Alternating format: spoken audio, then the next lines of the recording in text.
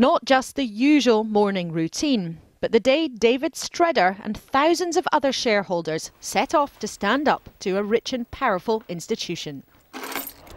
In recent weeks, Barclays tried to close down dissent, but for many it was well worth the journey to protest. We're speaking not just about Barclays here, we're speaking really about the way that the corporate world has gone. You know, the level of remuneration at all companies, the major companies, just seems to be completely out of kilter with the way that we see the economy and what's going on in the world. The chief executive's pay this year was set at 6.3 million. Count long-term incentives and the total is more than 17. And in what is a serious rebellion, 27% of shareholders said no. Osborne, you must regulate. But British individuals and city institutions appear to have been overpowered by votes from big investors from abroad.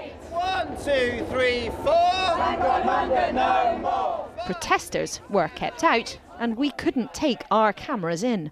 For nearly 2 hours, the bank's board sat high on a stage in there, listening politely to a passionate audience. There was some heckling, some booing and even laughter at the bank's explanation as shareholder after shareholder complained about pay. And while the majority backed the board's pay deal, only one shareholder here actually spoke up for the bank's boss. You don't knock somebody when they're doing you a favour.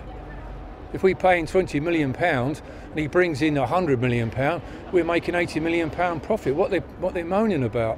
But with a revolt 3 times as big as ever before, could this be the start of a shift in power? We're in a time of extraordinary change when the boardrooms are much more transparent, when directors need to be much more responsive to what they're hearing, and they actually need to open their ears and listen to what people are saying to them. They may not have won the day, but many small shareholders are prepared to sit it out. In the journey to hold the city to account, the ordinary investor is perhaps now on their way. Laura Kunzberg, ITV News.